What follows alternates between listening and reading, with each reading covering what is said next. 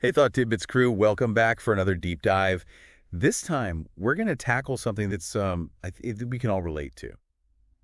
It's a topic that can be fascinating, but also a little bit, well, Uncomfortable. Right. We're talking about emotional triggers. exactly those moments when you're like, whoa, where did that reaction come from? Yes. Like No. you snap at someone over something totally insignificant, or suddenly you feel this wave of anxiety and you're like, wait, what just happened? It's like something tiny happens and Yeah. boom, Oh, yeah. you're completely overwhelmed. Today, we're going to unpack all of that, what these triggers actually are, why they have such a powerful hold on us, and most importantly, how to work with them so they don't, run the show. Right, because it's not about ignoring them or pretending they don't exist. It's about understanding them. One of the things that really struck me was this idea that triggers are like echoes of past experiences, like these unresolved emotions that kind of bubble up to the surface. Ooh, I like that. Echoes of the past. That's a really good way to put it. So explain this to me. I read about this analogy of triggers being like a match that ignites a fire, this tiny little thing that sets off a huge reaction. Why does that happen? Well, think about it. Our brains are wired for survival, right? So when we encounter something that even remotely resembles a past threat, our fight or flight response kicks in. Okay, so it's like our brain is trying to protect us. Exactly. It's like a shortcut. Mm-hmm. Our brain takes to keep us safe from danger. But the problem is that shortcut doesn't always consider the context of the current situation. So even if the situation isn't actually dangerous, our brain might be reacting as if it is, based on those echoes of the past. Precisely. Let me give you an example. Let's say someone had a teacher growing up who was really critical, always yelling at them. Okay, I can see where this is going. Now, years later, they're in a meeting at work, and their boss raises their voice slightly, maybe just to emphasize a point. But for them... Suddenly, they're flooded with anxiety, their heart's racing, palms are sweaty, all those classic fight or flight symptoms. Wow, that's a really vivid example. Yeah. It makes you realize that these reactions that might seem out of proportion actually make a lot of sense when you consider the connection to the past. Exactly. It's like our brain is screaming, danger, danger, even though logically we might know it's a totally different situation. So the reaction itself might be totally out of whack with what's actually happening, but to our brain it feels very real. Very real and very intense. And that's where things can get tricky, right? Because those reactions, those feelings, they can be so immediate and so powerful. Okay, I'm starting to get the picture here, Yeah. but I'm curious about the actual science behind this fight or flight response. What's actually happening in our bodies when a trigger gets pulled? So when our brain perceives a threat, it triggers the release of these hormones like adrenaline and cortisol. Or a stressor. Exactly. And these hormones cause a whole cascade of physiological changes in our bodies. Like what? Your heart rate speeds up, your breathing gets faster, muscles tense up, your senses sharpen. Basically, your body is preparing to either fight off the danger or run away from it. Wow, so it's not just an emotional response, it's a full-body experience. It is. I'm starting to see why it can feel so overwhelming. Absolutely. And because this all happens so quickly, it can be really challenging to interrupt that automatic cascade of reactions once it's been set in motion. Okay, this is all starting to feel very relatable. Have you ever noticed yourself having a really strong reaction to something that seems small or insignificant to others?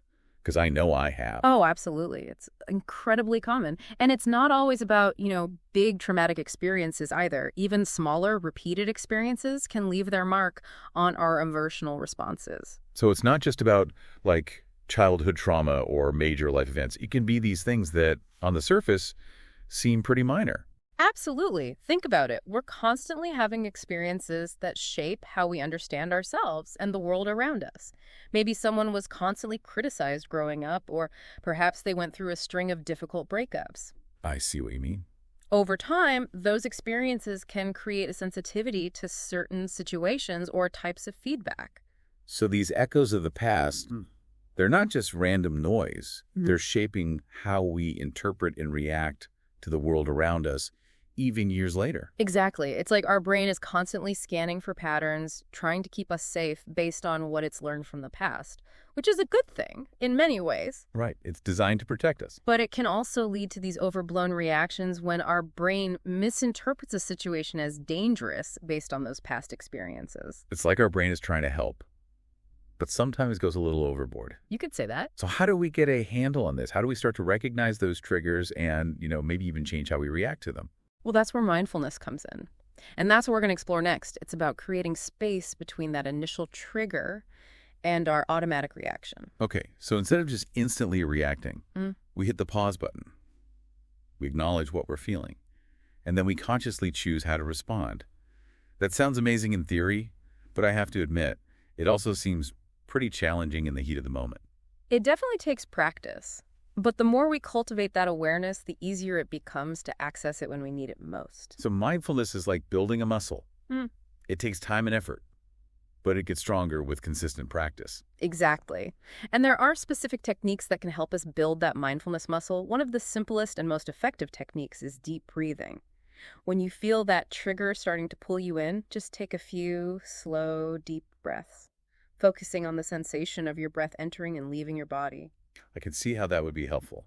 When I get stressed or triggered, I tend to hold my breath or breathe really shallowly. It's like my body forgets how to do one of the most basic things it needs to do. It happens to all of us. Deep breathing is such a powerful tool because it sends a signal to your nervous system that it's okay to relax, to calm down. So it's like hitting the reset button on that fight or flight response. Exactly. And another helpful technique is naming the emotion you're feeling. Instead of just feeling overwhelmed by a wave of sensations, try to put a label on it. Say to yourself, this is anxiety, or this is frustration. It sounds so simple, Yeah. but I can see how that can be really helpful. It's almost like you're taking a step back from the emotion, observing it rather than being completely consumed by it. Precisely. And that mental distance, even if it's just a tiny shift in perspective, can Right. make the emotion feel less intense, less overwhelming. These are such practical tips. But before we go too far down the mindfulness path, I want to circle back to something we touched on earlier. The idea that not all triggers stem from huge traumatic experiences. That's such an important point. While trauma can certainly create powerful and long-lasting triggers, even smaller repeated experiences can shape our emotional responses. So it's not just about the big dramatic events. It's the accumulation of all those little things that happen over time. Exactly. And one fascinating aspect is that even seemingly positive experiences can become triggers if they're associated with a negative outcome. For example, if someone was always praised for being perfect growing up, they might develop a trigger around making mistakes. That's fascinating. It really highlights how nuanced and complex our emotional wiring can be. And it reinforces the idea that these triggers aren't random. They're telling us something about our past and how it's influencing us in the present. Precisely. And that's where self-awareness becomes such a valuable tool. It's about paying attention to your own patterns, noticing what sets off those intense reactions, and then gently exploring the underlying beliefs or experiences that might be fueling those reactions. The self-awareness is like shining a light on those echoes of the past, understanding where they're coming from and how they're shaping our present experience. Exactly. And one practical way to cultivate that self-awareness is through journaling. Just take a few minutes each day to reflect on your emotional experiences. What triggered you today? How did you feel? What thoughts were running through your mind? It's like becoming a detective of your own inner world, right? Uncovering those clues that help us understand why we react the way we do. I love that analogy. And the more we understand our own patterns, the better equipped we'll be to interrupt those automatic reactions and choose a different path. This is all so empowering. It's Yeah. like we're not just victims of our past. We have the power to change how we respond in the present. Speaking of taking back our power, I'm curious about this idea of grounding techniques. One of the things I found really intriguing was that they can help us manage those intense emotions that sometimes come with triggers. Absolutely. Grounding techniques are all about bringing our attention back to the present moment, using our five senses to anchor ourselves in the here and now. So it's like a way to interrupt that swirling vortex of thoughts and emotions and reconnect with our body and our surroundings. Exactly. Imagine you're feeling overwhelmed by anxiety. You could try the 5-4-3-2-1 technique. Find 5 things you can see, 4 things you can touch, 3 things you can hear, 2 things you can smell, and 1 thing you can taste. I love that. It's so simple, yet so powerful. And it feels very accessible, something you could do anywhere, anytime, even if you only have a few moments. Exactly. And the beauty of grounding techniques is that they help us shift out of that fight or flight mode and into a state of calm and presence. It's like giving your nervous system a much-needed break. So we've talked about mindfulness, deep breathing, naming emotions, journaling, and grounding techniques. It feels like we're building a whole toolkit for managing those tricky emotional triggers. Absolutely. And it's important to remember that building emotional resilience is an ongoing journey. It's not about achieving some perfect state where we never get triggered again. again. It's about developing the skills and awareness to navigate those challenges in a healthier way. That makes so much sense. It's about shifting from feeling overwhelmed and out of control to feeling empowered and capable.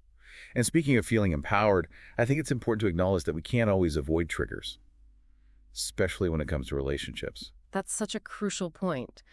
We can't control the actions or words of others, but we can control how we choose to respond.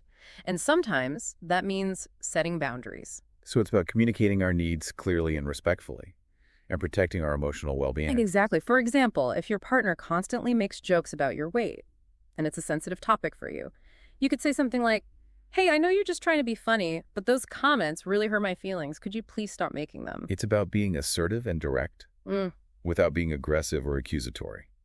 And it's also about recognizing that you have the right to protect yourself, even in close relationships. Absolutely. Setting boundaries is a way of honoring your own needs and creating a healthier dynamic in the relationship.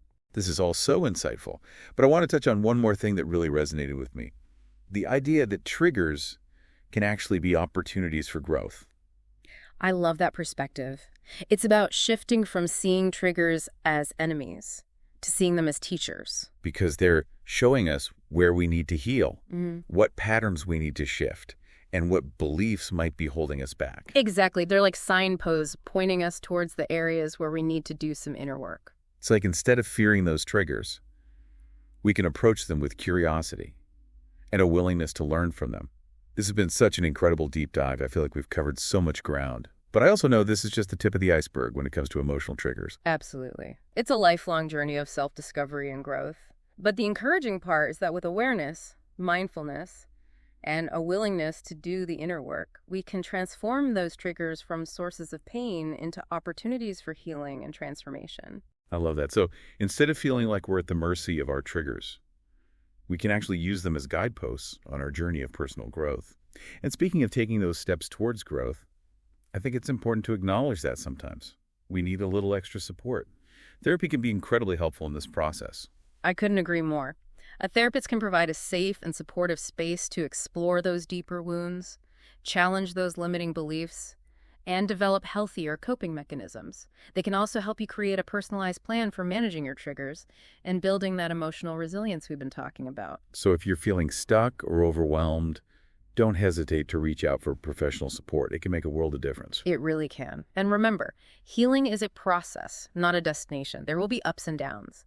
But with each step we take towards understanding and working with our triggers, we move closer to a place of greater peace and freedom. This has been such a rich and insightful conversation. I feel like I've learned so much about myself and how to navigate the sometimes choppy emotional waters. For all of you amazing Thought Tidbits viewers out there, let's turn this into a conversation. What's one trigger you've noticed in your own life? Maybe it's something someone says, a certain situation, or even a specific thought pattern. And once you've identified that trigger, think about how you could apply what we've discussed today to navigate it differently. Could you use a grounding technique? Could you set a boundary? Could you reframe that trigger as an opportunity for growth? Remember, you're not alone in this. We all have triggers, and the more we talk about them openly and honestly, the less power they have over us. So let's keep the conversation going in the comments below. Share your thoughts, your insights, and your experiences. We're all in this together. And a huge thank you to all of you for joining us on this deep dive.